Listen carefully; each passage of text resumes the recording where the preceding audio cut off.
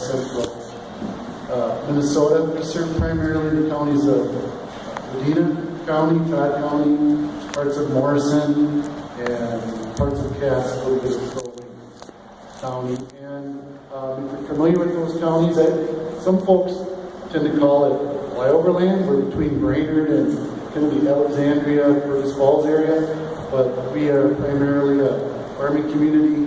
A lot of our members are permanent and not seasonal members, and are there on a full-time basis. Unfortunately, we only have about 3.5 customers. We call them member owners per mile in our service area. So if you know anything about density, especially when it comes to broadband, it's very sparse. So that's one of our biggest challenges. Kind of how we got to this one. When I say we, myself, my board of directors, I report to a 7-person board at Todd-Wadena, and our company is probably for the last 5 or 6 years. There's been a lot of talk about broadband and connectivity in our service area, and really nothing's happened. It's pretty much the same today as it was when I started at my co-op about 6 years ago. So last fall, we were having a strategic planning session with my board, and one of the things that came up was lack of robust telecommunications in our service area. We were asking ourselves questions like, well, how many of our members are unserved or underserved in our service area? We didn't know. Another question was, well, who can we partner with in order to get this done under this initiative? And we weren't really quite sure about that. What's the scope and scale of the project? How many miles? How many services? How many subscriber lines? We didn't have an answer to any of those questions, so my board promptly directed me and my staff to find out what some of those numbers were. So we immediately started reaching out to people in our community, especially West Central Telephone Association in Sabika, Minnesota. Chad Bullock is our CEO, and he's been a great resource for us. Chad directed us to the Blandon Foundation, and Bernadine and her staff to apply for a grant for a feasibility study, which we promptly did. We were awarded that grant and conducted the feasibility study with the help of West Central and Cooperative Network Services out of Minnesota, Minnesota. I think a lot of you are familiar with them, and I worked with them. The other kind of driving thing for us was, you probably all heard about this thing called the smart grid, or the integrated grid. It comes to electric utilities and distributed generation.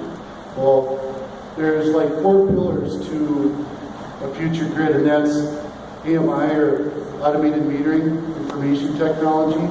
The second component would be a good, robust demand response system controlling your peak electricity uses. The third one would be a meter data management system. With these new meters we have today, we're literally getting thousands of data points every minute. You have to have technology to manage those. And the fourth thing is robust telecommunications.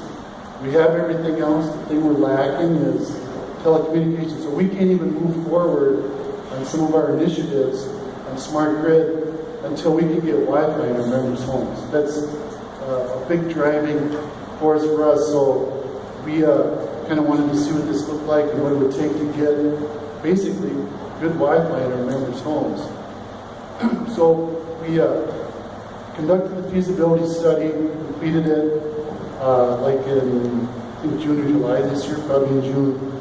And what we found out was building out rural broadband is hard work, and it's not cheap. It's not inexpensive. We determined we had about 4,200 potential subscriber lines in our service area, and the total cost to build out fiber to those folks, fiber to the homes, about $48 million.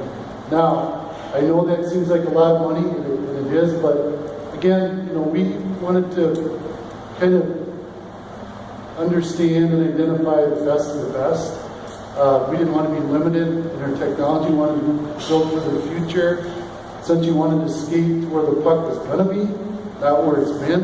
So we, through talking with folks, consultants, and IT professionals. It seemed like fiber was the way to go. So that was kind of the price tag. And most of these subscriber lines would be in either southern Medina County or pretty much all of Todd County. We currently have 7 or 8 incumbent providers within our service territory. Now, this study we conducted is only within the boundaries of our service territory. We didn't go into Crowley County or Task or any of the others. We just wanted to know what it looked like for our membership.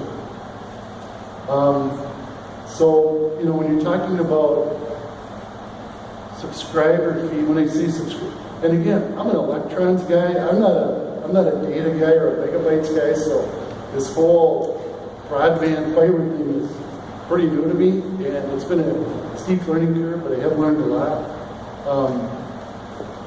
We're talking about between 11,000 and 17,000 per subscriber line in some of the less dense areas in our service area. So those of you who are in this business know that's really expensive and almost unattainable.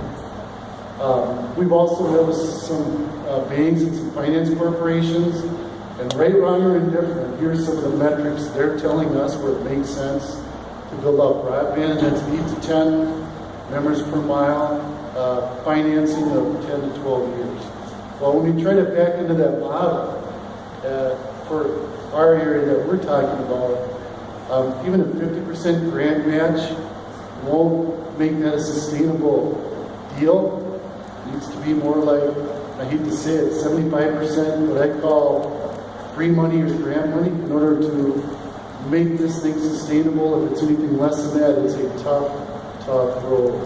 So, I guess in summary, what we're looking at and what we're working hard at doing now is supporting others in our area and others in the state that support local broadband and building out local broadband, especially West Central Telephone in our area. They're, I guess, what I consider a smaller rural telephone co-op provider, and if there's any way we can help them be more aggressive on their build out or one of some of the areas that we need to serve, we're in full support of that. So we're meeting a lot with our state legislators, our federal legislators, and at least at this point, we're just going to take a step back, take a good hard look at the information we've developed and the business model and the business cases, and see where we need to go next. But we do know that political and legislative support is key to getting done what we're trying to get done in Medina and Todd County.